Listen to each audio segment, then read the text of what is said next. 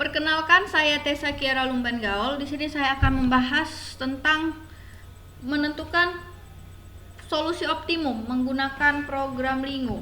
Nah, di sini saya menggunakan program Lingo untuk menentukan nilai maksimum dari suatu permasalahan program linier. Langsung saja di sini ada permasalahan program linier dengan fungsi kendala 3 dan syarat non negatif serta ada fungsi maksimum. Oke, langsung saja di sini saya ketik max sama dengan 40 dikali X1 ditambah 30 dikali X2. Tanda bintang di sini maksudnya adalah kali. Oke, ditambah 50 dikali X3. Masukkan fungsi kendalanya.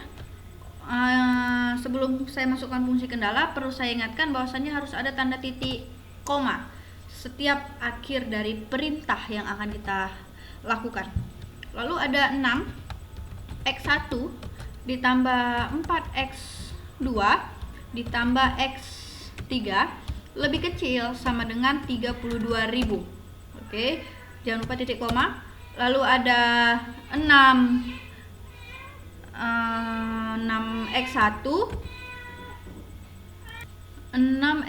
oke, kurang tanda kalinya, ditambah 7 dikali X2 ditambah 3 dikali X3 lebih kecil sama dengan 16.000. Lalu ada 4 dikali X1 ditambah 5 dikali X2 ditambah 12 dikali X3 lebih kecil sama dengan 24.000. Oke. Lalu kita masukkan fungsi syarat non negatif. X1 lebih besar sama dengan 0, X2 lebih besar sama dengan 0, lalu ada X3 lebih besar sama dengan 0. Jangan lupa diakhiri dengan N. Oke, kita pilih tanda ini yaitu solve. Oke, saya besarkan dulu. Nah, teman-teman di sini bisa lihat ini adalah output dari Lingo itu sendiri. Nah, di sini ada global optimal solution function. Artinya apa? Ini adalah solusi optimal umum yang kita cari gitu kan, yang dicari. Ada objective value sebesar 146.666,7. Ada invisibilities. Artinya invisibilities ini kan ketidaklayakan. Nah, di sini ketidaklayakan bernilai 0,0. Artinya masalah program linier yang kita masukkan itu layak untuk diselesaikan. Lalu ada total solver iteration, iterasinya sebanyak 2 kali. Pada saat iterasi kedua dia sudah maksimal. Lalu ada ellipse runtime second, itu 0,11. Artinya Lingo memprosesnya selama 0,11 detik. Lalu ada model class, ada LP. Nah, di sini model class LP ini adalah linear programming karena kita menyelesaikan permasalahan linear. Lalu ada total variable, ada 3. Kenapa 3? Karena variabel kita kan X1, X2 dan X3. Lalu ada non-linear variablesnya 0, integer variabelnya 0. Nah, total constraint 7. Kenapa 7? Nah, kita hitung ya, seharusnya 6 kan, 1, 2, 3, 4, 5, 6. Nah, kenapa 7? Karena di sini max-nya dihitung sebagai constraint juga, kendala. Lalu ada total non-zeros, artinya variabel nolnya bernilai 15. Nah, kalau kita hitung, ini semua bernilai 15 nih. 1, 2, 3 sampai dengan X3 bernilai 15. Nah, lalu lihat di sini ada variable, ada value, ada reduce cost. Maksudnya apa?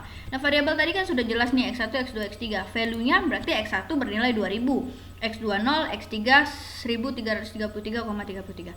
Nah, apa sih kaitan variable, value, dan reduce cost ini? Nah, jadi gini. Jadi, reduce cost ini adalah suatu informasi bahwasannya sebelum saya menjelaskannya, bahwasannya di sini kita harus tahu untuk melihat atau membaca reduce cost di sini, kita harus ingat dulu program linier ini kita apakan gitu. Nah, di sini program liniernya adalah kita memaksimumkan.